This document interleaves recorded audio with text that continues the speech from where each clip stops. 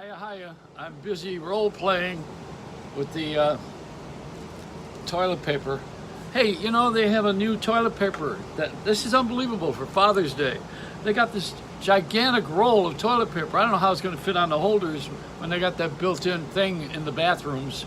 But you got to get a regular one like this, you know, so that you can use any size. And this is going to be the biggest one going, boy. The toilet paper is going to be this size. Some people really need that. I mean, personal hygiene is very important. We used to wipe our windshields. Now you got to wipe your hiney. You know, don't you love the word hiney or keister? I love when my father used to say, "Your keister." And then, of course, later on in the years, they call me an a-hole, but that was different. That's not the same wipe. So, you know, this toilet paper thing has become a 2-for-1 at the supermarkets. You got all kinds of paper products at Costco, where you go and buy, or BJ's Club, or one of those things, Sam's Club. You buy 100 rolls of toilet paper. You think you're set for life. Not anymore. No, too many. Oh yeah, and then the softness of it. The Charmin, the one that's charming. And this one here is Snuggle, ultra soft, irresistibly soft, and useless. No, useless. Oh, that's what. Where's the bird? I think I got to get the bird out here. The bird needs to have a little bit of a wipe. Got to put the New York Times on the bottom of the bird cage, because that's about the same value as it has in the White House. I wonder what kind of toilet paper they use in the White House, and how big is the roll, and how many toilets do they have in there? They probably have seating capacity, 60 people all lined up. The entire cabinet must all go at once. You know, I used to work for Wayne Newton, and I was president of his Aries company, you know, his company. And I'll tell you something, the Howard Hughes suite, which was the great Howard Hughes, you know, I mean, you know who he was.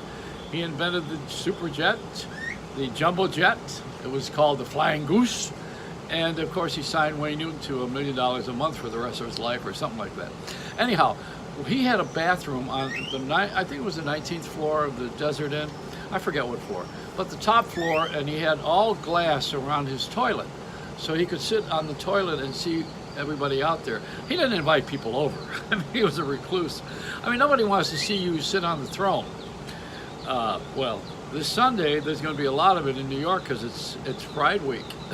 There's going to be a lot of people sitting on the throne, and the president just left Elizabeth, the Queen of England. She shrunk, didn't she? You know, well, not in stature, but in size. You know, she got a little shorter. I think that's what happens. You get to be 90 years old. See, I'm going to sit like this now, because I'm one of those guys that's going to live forever. You know that. You got to put that in your mind. And I'm going to really, see, I'm here to torture the FCC. Because those guys, they're the biggest villains. They gave all the stations away to conglomerates, so there's only about 5 or 6 people that own all the radio, and a dozen people that own all of television. So you can't get the news. You only get what they want you to have. That's not news. That's called controlled substance. Yeah, I like that.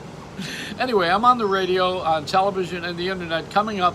See, what David Sarnoff did was he put radio on TV when he invented NBC television. I'm going to put radio and television on the phone. It's not my invention, but, you know, somebody's got to move this train along here. We got to get everybody in the same room and duke it out. We got to fight it out. Anyway, that's the Reynolds Rap. Oh, yeah. I'm for big size toilet paper. And do you use it under or over when you put it on the thing? I think this is over, yeah. Thank God it's over.